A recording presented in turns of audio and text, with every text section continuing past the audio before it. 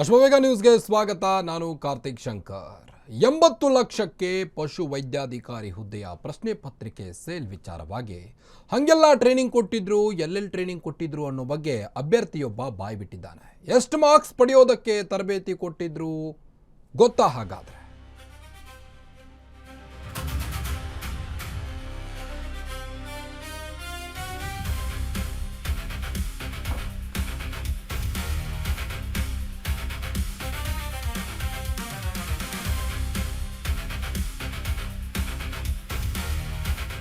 KPSC ಹಗರಣಕ್ಕೆ ಸಂಬಂಧಪಟ್ಟಂತೆ 80 ಲಕ್ಷಕ್ಕೆ ಪಶು ವೈದ್ಯಾಧಿಕಾರಿ ಹುದ್ದೆಯ ಪ್ರಶ್ನೆ ಪತ್ರಿಕೆ ಸೇಲ್ ವಿಚಾರವಾಗಿ ಈಗ ಹಂಗೆಲ್ಲ ಟ್ರೈನಿಂಗ್ ಕೊಟ್ಟಿದ್ರು, ಎಲ್ಲೆಲ್ಲಿ ಟ್ರೈನಿಂಗ್ ಕೊಟ್ಟಿದ್ರು ಅನ್ನೋ ಬಗ್ಗೆ ಪ್ರಶ್ನೆ ಎದ್ದಿತ್ತು. ಎಲ್ಲ ಪ್ರಶ್ನೆಗಳಿಗೆ ಅಭ್ಯರ್ಥಿ ಈಗ ಡ್ರಿಲ್ ತೆಗೆದುಕೊಂಡ ನಂತರ ಬಾಯ್ ಬಿಟ್ಟಿದ್ದಾನೆ.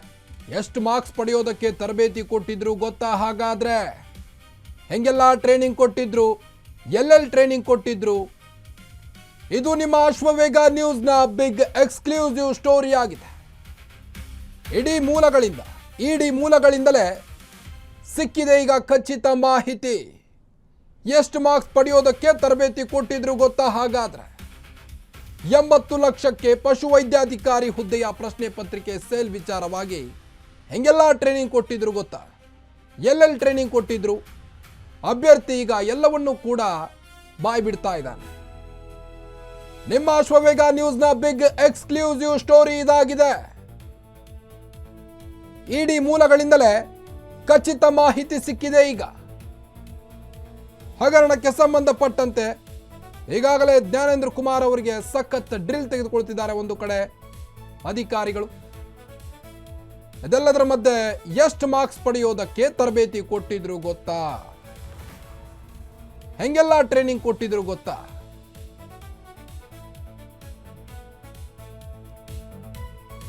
ಇನ್ನು ಪಶು ವೈದ್ಯಾಧಿಕಾರಿ ಹುದ್ದೆಯ ಪ್ರಶ್ನೆ ಪತ್ರಿಕೆ ಸೋರಿಕೆ ಪ್ರಕರಣಕ್ಕೆ ಸಂಬಂಧಪಟ್ಟಂತೆ ಇಡಿ ವಿಚಾರಣೆ ವೇಳೆ ತಪ್ಪೊಪ್ಪಿಗೆ ನೀಡಿರುವಂತ ಓರ್ವ ಅಭ್ಯರ್ಥಿ ಈಗ ಇಡಿ ಅಧಿಕಾರಿಗಳ ಮುಂದೆ ಅಭ್ಯರ್ಥಿಯಿಂದ ಸ್ಫೋಟಕ ಹೇಳಿಕೆ ನೀಡಲಾಗ್ತಾ ಇದೆ. 80 ಲಕ್ಷ ರೂಪಾಯಿಗೆ ಪ್ರಶ್ನೆ ಪತ್ರಿಕೆ ಸೋರಿಕೆ ಕುರಿತು ಮಾತುಕತೆಯನ್ನು ನಡೆಸಿದ್ದಾರೆ. 40 ಲಕ್ಷ ರೂಪಾಯಿ ಮುಂಗಡವಾಗಿ ಪಡೆದಿದ್ರಂತೆ ಹಣವನ್ನ. ನನ್ನನ್ನು ಸೇರಿದಂತೆ ಇನ್ನೂ ಕೆಲವರಿಗೆ ದಾವಣಗೆರೆ ರೆಸಾರ್ಟ್ನಲ್ಲಿ ತರಬೇತಿಯನ್ನ ಕೊಟ್ಟಿದ್ರಂತೆ. ಪಶು ವೈದ್ಯಾಧಿಕಾರಿ ಹುದ್ದೆಯ ಪ್ರಶ್ನೆ ಪತ್ರಿಕೆ ಸಂಬಂಧ ರೆಸಾರ್ಟ್ನಲ್ಲಿ ತರಬೇತಿ ಪಡೆದ ಬಳಿಕವೇ ಪರೀಕ್ಷೆಯನ್ನು ಎದುರಿಸಲಾಗಿತ್ತು. ಮೊದಲ ಪತ್ರಿಕೆಯ 300 ಅಂಕಗಳ ಪ್ರಶ್ನೆಯ ಬಗ್ಗೆ ಟ್ರೈನಿಂಗ್ ಅನ್ನು ಕೊಡಲಾಗಿತ್ತಂತೆ. 80 ಲಕ್ಷ ರೂಪಾಯಿ ಪ್ರಶ್ನೆ ಪತ್ರಿಕೆ ಇದು.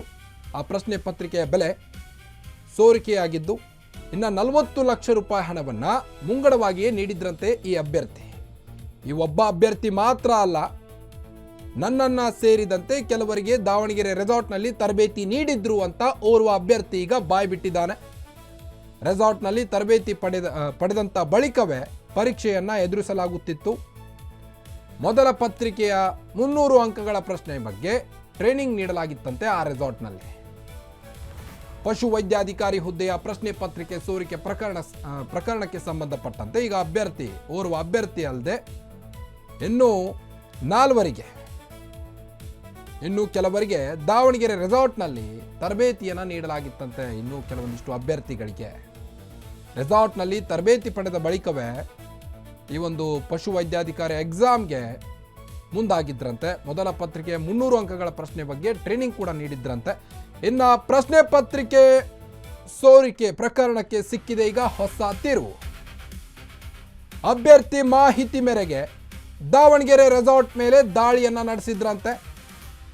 ರೆಸಾರ್ಟ್ನಲ್ಲಿ ತಲಾಶ್ ಮಾಡಿದ ಜಾರಿ ನಿರ್ದೇಶನಾಲಯದ ಟೀಮ್ ಅಭ್ಯರ್ಥಿಯ ಹೇಳಿಕೆಯ ಇಡೀ ಪ್ರಕರಣಕ್ಕೆ ಪ್ರಮುಖ ಸಾಕ್ಷ್ಯವಾಗುತ್ತಾ? ಹಾಗಾದ್ರೆ ಅಭ್ಯರ್ಥಿಯ ಹೇಳಿಕೆಯ ಇಡೀ ಪ್ರಕರಣಕ್ಕೆ ಈ ಒಂದು ಅಭ್ಯರ್ಥಿ ಏನೀಗ ಹೇಳಿಕೆ ಕೊಟ್ಟಿದ್ದಾನಲ್ಲ, ಈ ಹೇಳಿಕೆ ಈಗ ಈ ಪೂರ್ತಿ ಪ್ರಕರಣಕ್ಕೆ ಪ್ರಮುಖ ಸಾಕ್ಷ್ಯವಾಗುತ್ತಾ? ಹಾಗಾದ್ರೆ ಪ್ರಶ್ನೆ ಪತ್ರಿಕೆ ಸೋರಿಕೆ ಪ್ರಕರಣಕ್ಕೆ ಹೊಸ ಟ್ವಿಸ್ಟ್ ಸಿಕ್ಕಂತಾಗುತ್ತಾ?